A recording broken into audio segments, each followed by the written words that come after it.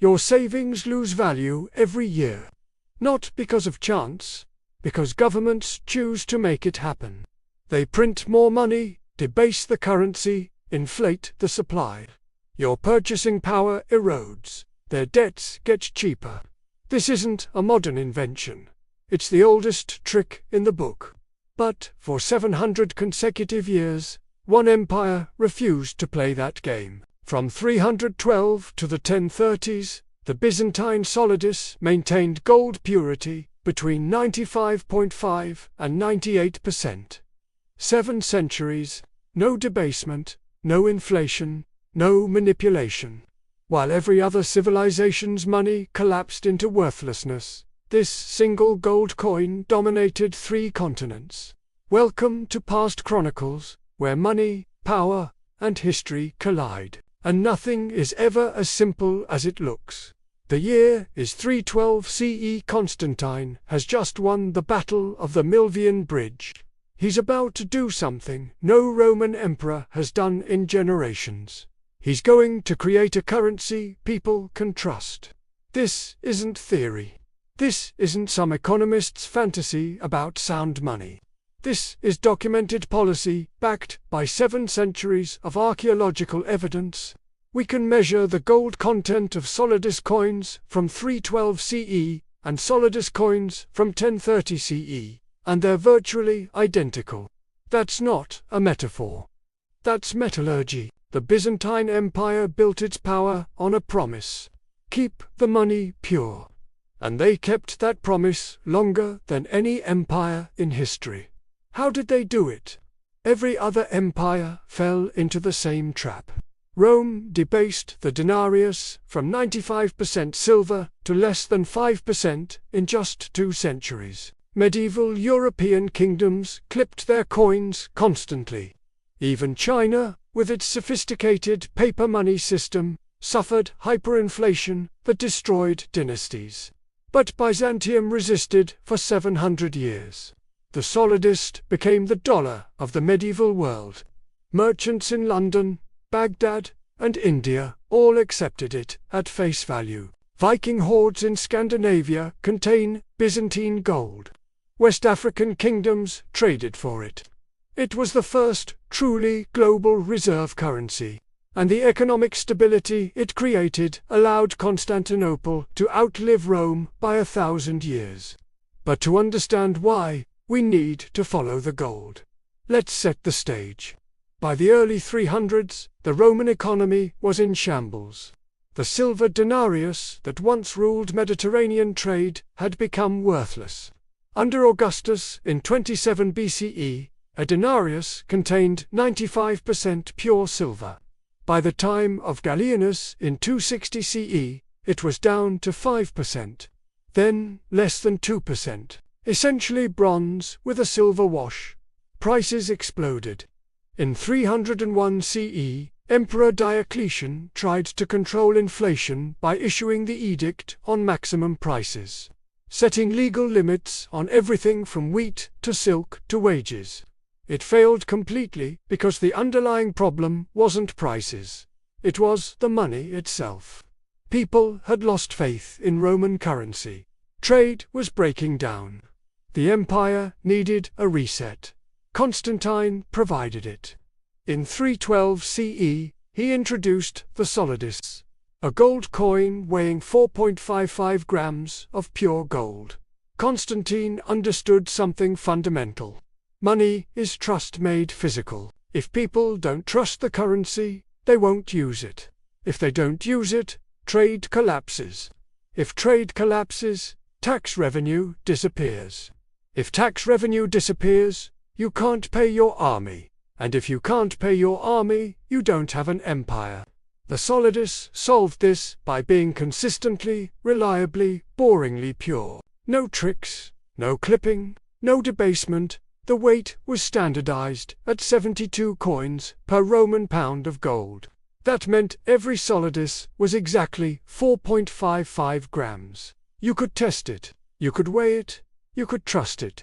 And because you could trust it, you would accept it in payment even if you'd never met the person handing it to you. That's the foundation of long-distance trade. That's how you build a commercial empire. But maintaining a stable currency requires more than good intentions. It requires gold. Lots of gold. And the Byzantine Empire had it. Egypt was the breadbasket of the Mediterranean. Yes, but it was also a major gold producer. Byzantine control of Egyptian gold mines provided a steady supply of the precious metal that backed the solidus. Beyond Egypt, Byzantine territories included gold sources in the Balkans and Anatolia. Tribute from client states often came in gold. Trade taxes were collected in gold. The imperial treasury in Constantinople became legendary. By the reign of Anastasius in the early 500s, the treasury held 23 million slide. That's over 104 tons of gold in reserves. When Marcian took power in 450 CE, he inherited a treasury of 100,000 pounds of gold, approximately 45 tons, along with annual revenues of 7.8 million. Control of the currency wasn't left to chance. The Byzantine state operated a network of imperial mints across the empire: Constantinople, Alexandria, Antioch, Carthage, Ravenna. Each mint was directly controlled by the emperor. Each coin was stamped with the emperor's image and Latin inscriptions, declaring imperial authority. Private minting of gold was forbidden on pain of death. The state held a monopoly on creating money, and they guarded that monopoly jealously. Why? Because control of the money supply is control of the economy. If you can issue currency that everyone trusts, you can fund armies, build infrastructure, and project power without constantly raising taxes. The solidus became the Byzantine Empire's most powerful economic weapon, not because it could buy anything, but because everyone believed it could. While Byzantium kept its money pure, watch what happened everywhere else. In 8th century China, the Tang dynasty issued paper money backed by silk and silver. Within decades, they were printing more than the reserves could support. Inflation destroyed its value. The experiment ended in economic chaos. In medieval Europe, kings constantly debased their currencies. They would recall all coins, melt them down, add cheaper metals, and reissue them at the old face value. The difference went into royal treasuries. It was theft by mathematics. Arabic dinars maintained better standards, but even they showed periods of debasement. The Umayyad and Abbasid caliphates struggled with currency manipulation during economic stress. Sound familiar? It should. Byzantine emperors and wealthy merchants protected their fortunes by hoarding pure gold solidus coins, knowing the value would hold. Meanwhile, ordinary farmers and laborers in debasing kingdoms watched their saved silver coins lose half their purchasing power in a generation. Today, central banks hold gold reserves while telling citizens paper promises are just as good. Same pattern, different millennium. The solidus didn't just circulate in Byzantine territories. It became the preferred currency for international trade across 3 continents. Italian merchants used it. Viking traders accepted it. Islamic caliphates recognized it. Indian kingdoms welcomed it. Archaeologists have found Byzantine solidi in Britain, Scandinavia, Russia, Arabia, India, and even China. These weren't curiosities. They were working currency, worn smooth by countless transactions. The solidus appeared in Anglo-Saxon law codes with fixed exchange rates. Viking hoards contained them mixed with Arabic dirhams and Anglo-Saxon pennies. Rus trading posts on the Volga used them. When you wanted to conduct serious trade, you wanted payment in solidus. Not because Byzantine military power forced you to accept it, but because you knew its value would still be there tomorrow. Let's compare this to what killed the Western Roman Empire's economy. Under Augustus, a Roman legionary earned 225 denarii per year. A loaf of bread cost about half a denarius. That soldier could buy roughly 450 loaves with his annual pay. By the early 300s, after centuries of debasement, prices had exploded so catastrophically that Diocletian's price edict listed wheat at levels thousands of times higher than before. The money had become worthless. Soldiers demanded payment in goods, not coins. Tax collectors couldn't collect revenue in currency nobody trusted. The economy had essentially returned to barter. Rome's western half collapsed in 476 CE. Byzantium, with its solidus, continued for another 977 years. Not because Byzantines were better fighters, because they had better money. Sound familiar? Every empire that debases its currency follows the same script. Here's what that stability created. A merchant in Baghdad could accept Byzantine solidus coins from a trader he'd never met and never would meet again. No need for letters of credit. No need for banking intermediaries. No need for complex verification. The coin itself was the verification. Its weight and purity were guaranteed by 7 centuries of consistent policy. That meant transaction costs dropped to nearly zero for international trade. Compare that to medieval Europe, where money changers had to test every coin, weigh every payment, and negotiate exchange rates for dozens of different currencies. Byzantine merchants just counted coins. The economic efficiency this created compounded over centuries into enormous commercial advantages. Trust became Byzantium's most valuable export. And trust, unlike gold, costs nothing to produce. So, how did they actually maintain this for 7 centuries? The mechanism is simple. First, absolute control. The emperor monopolized gold production and minting. Nobody else could legally create gold coins. Second, severe punishment. Counterfeiting was a capital crime. Debasing imperial currency meant execution. Third, transparency. The coins were standardized and testable. Anyone could verify purity. Fourth, adequate reserves. The state held massive gold stockpiles relative to circulating currency. They could back their promises. And fifth, the critical factor, political discipline. For 700 years, Byzantine emperors resisted the overwhelming temptation to debase. That's the hardest part. Not the metallurgy, the restraint. Emperor after emperor faced wars, invasions, plagues, disasters. Every single one of them could have solved immediate problems by debasing the currency just a little. Taking that 98% gold content down to 95% would free up 3% more gold for immediate use. But they didn't. Because they understood that trust, once broken, cannot be restored. Byzantine emperors who maintained currency purity became legendary for their wisdom and left stable empires. Emperors who debased faced rebellions, economic chaos, and historical condemnation.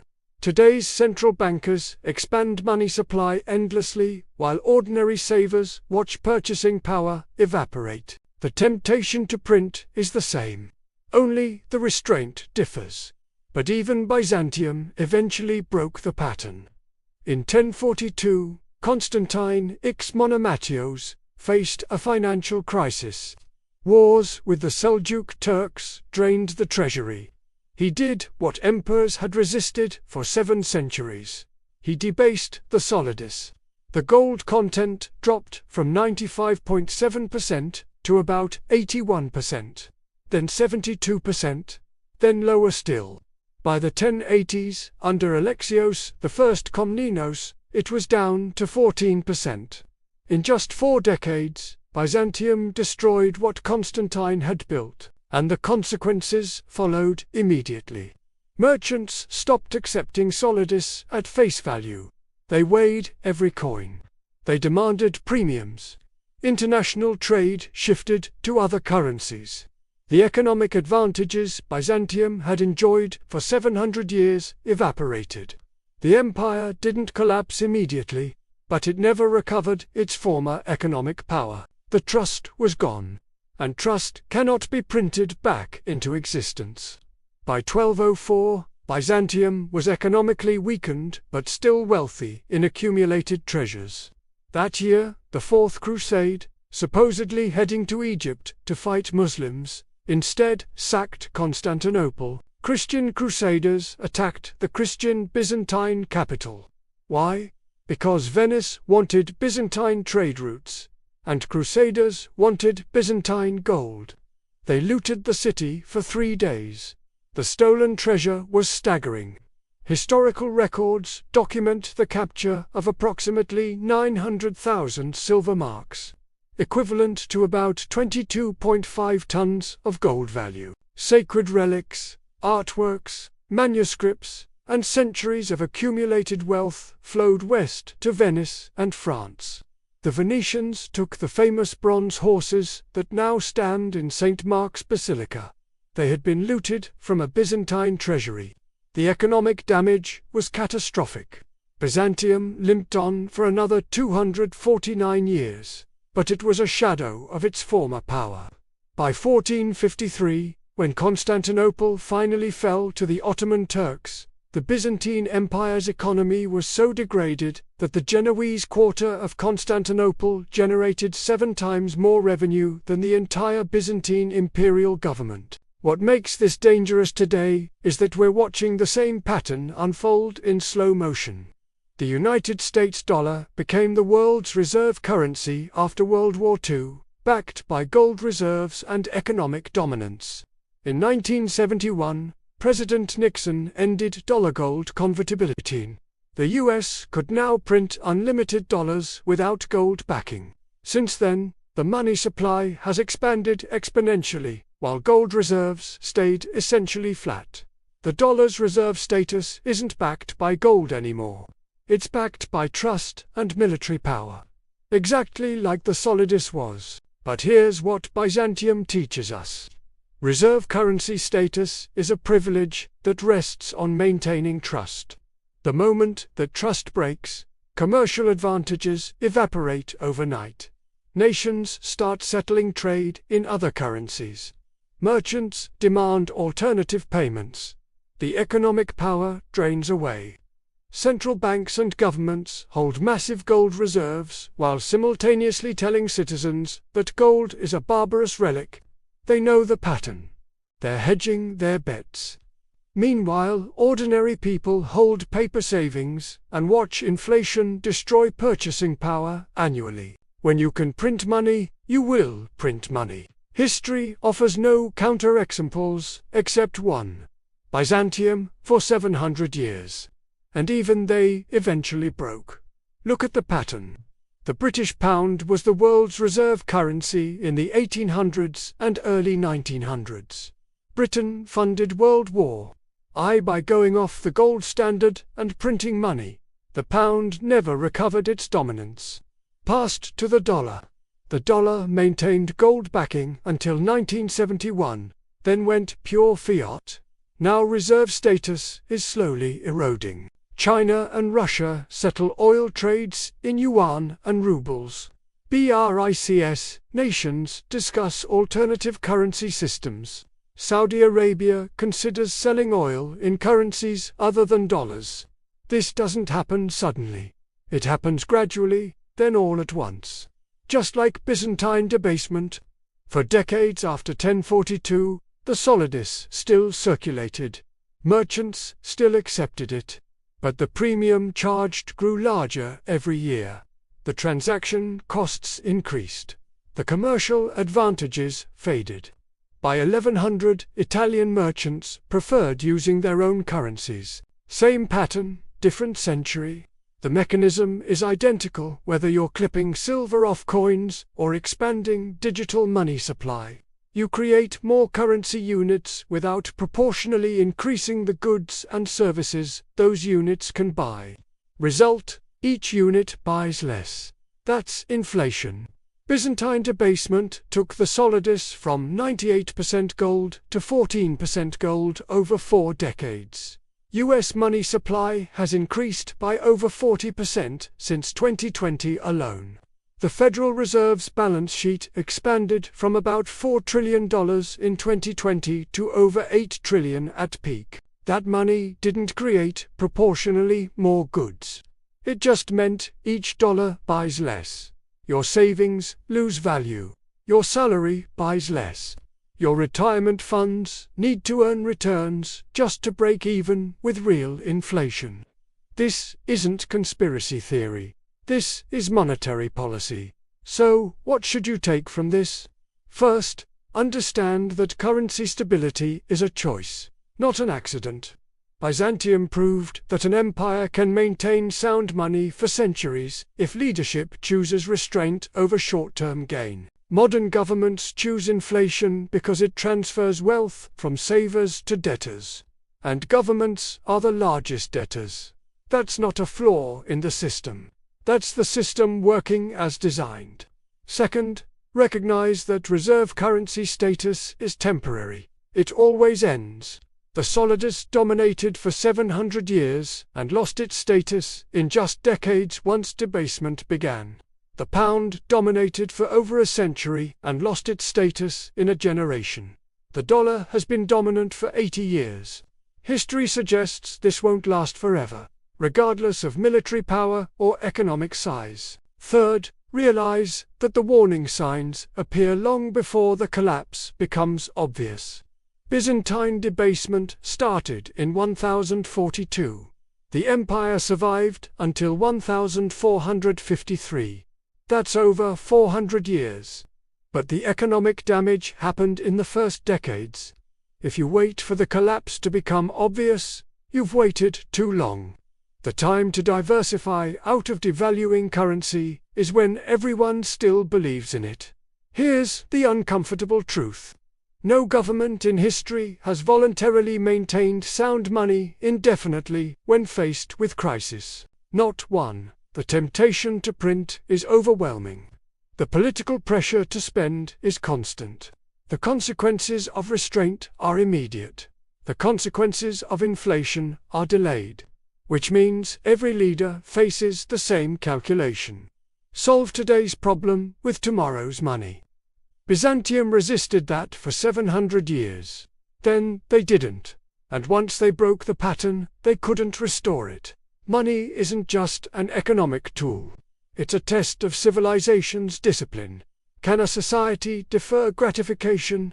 Can it maintain long-term thinking when short-term pressures mount? Can it resist the easy answer? For 7 centuries, Byzantium said yes. Then they said no. And history recorded what happened next. The Byzantine solidus was more than a coin. It was a 7th century promise kept, and when that promise broke, an empire broke with it. The pattern repeats because human nature doesn't change. The tools change, the scale changes, but the temptation remains identical. Print money now, pay the price later. And every civilization believes they'll be the exception.